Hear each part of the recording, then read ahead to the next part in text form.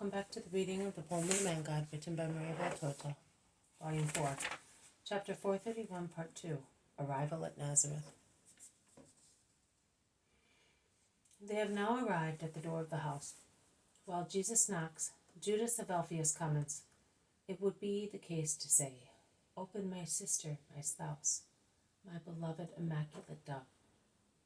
But when the door opens and the sweet face of the Virgin appears, Jesus utters the sweetest word, stretching out his arms to receive her. 'Mother, oh Son, blessed, come in, and may peace and love be with you,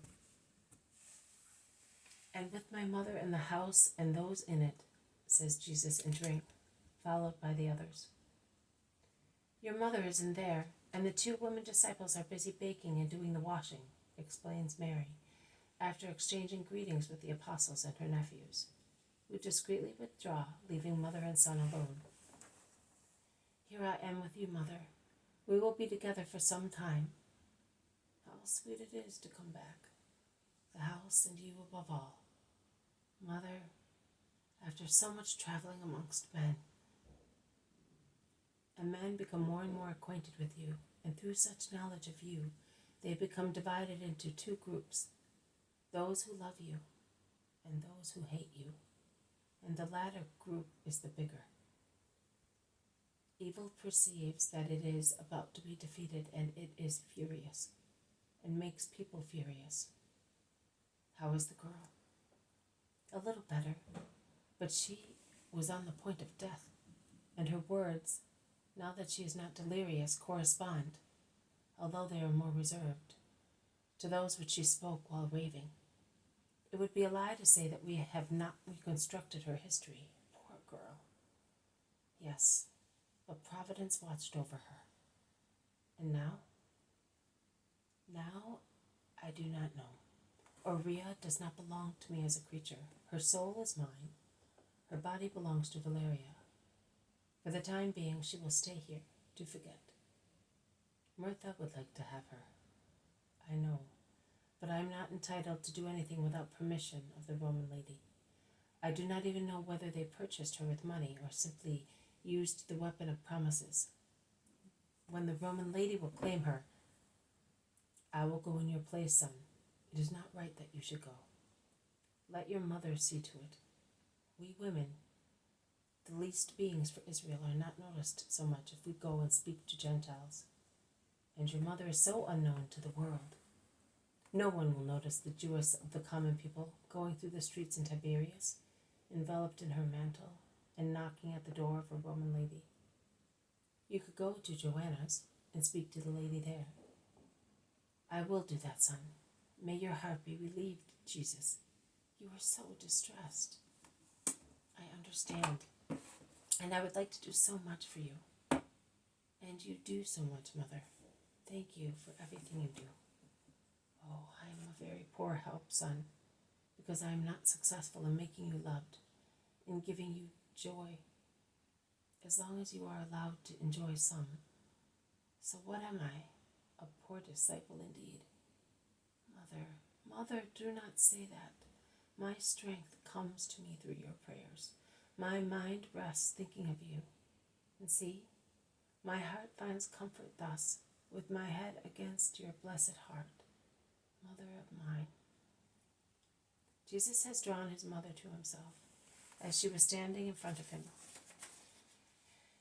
while he was sitting on the chest against the wall, and he leans his forehead on the breast of Mary, who gently caresses his hair, a pause of love.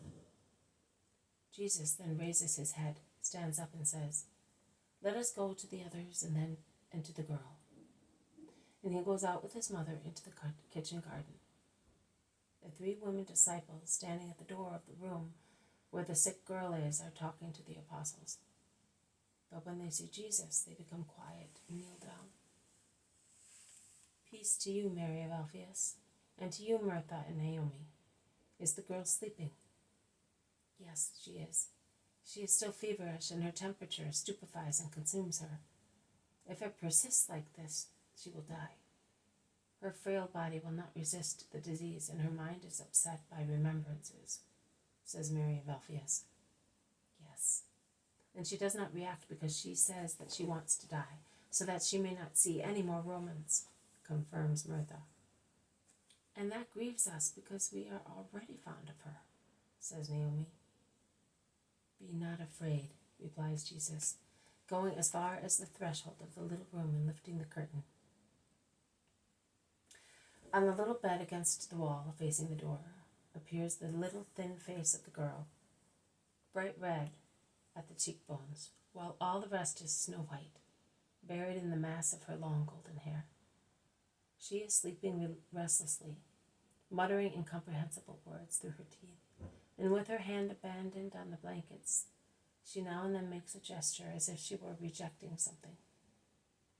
Jesus does not enter. He looks at her with pitiful eyes. He then calls her in a loud voice, Aurea, come, your Savior is here. All of a sudden, the girl sits up in her bed. She sees Jesus, and with a cry, she gets up and runs, barefooted in her long, loose tunic towards him, and kneels at his feet, saying, Lord, now you have really freed me. She is cured, see?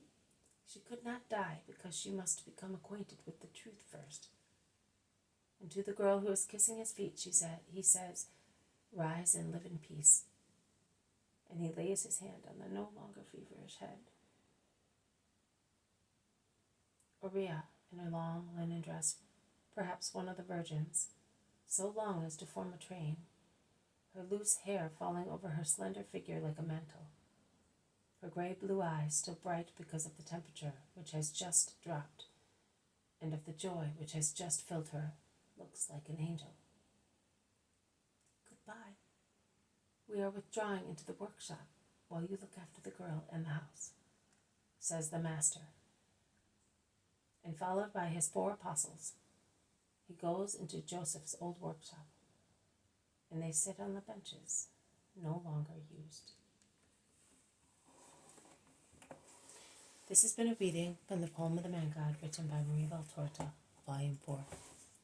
Chapter 431, Part 2. Arrival at Nazareth. Thank you for listening. I will see you tomorrow. May God bless you, and may peace be with you.